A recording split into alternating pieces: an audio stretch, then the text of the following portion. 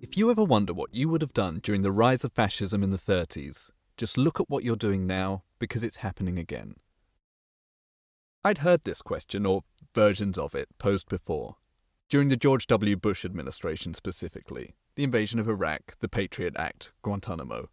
It wasn't a question I took all that seriously then, Godwin's law, etc.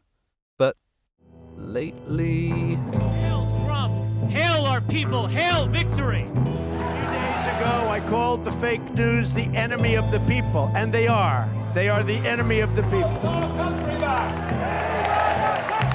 Why don't you say it with me?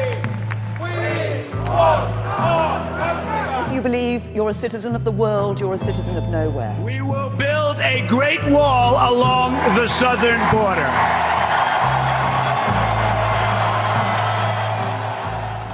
As a leading human rights lawyer, Philippe Sands knows more than a thing or two about the horrors humanity is capable of. It's something that I think about now, unfortunately, with increasing frequency. I didn't think about that in the time of the George W. Bush administration. I mean, I thought he was, objectionable and doing lots of stupid things. But within the broad framework and everything that they tried to do, they tried to justify within the existing rules. The Trump administration actually, wants to destroy the rules, hell-bent on destroying the 1945 order.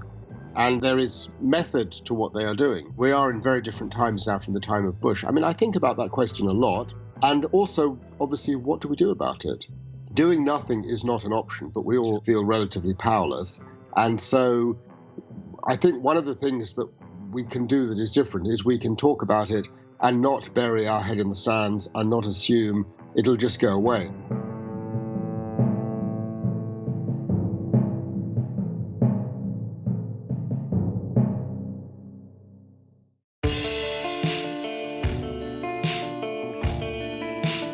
You only have to look at the city in which this story began.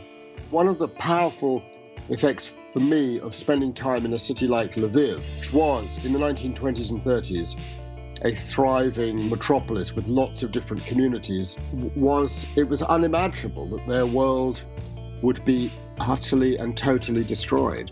And yet it was. And I look around London now, where I live, and ask myself the question, could that also happen here? And of course the answer is, why not?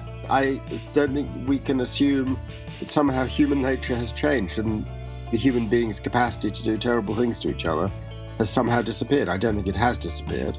And I think that we need to be acutely alert to the risks and to the dangers.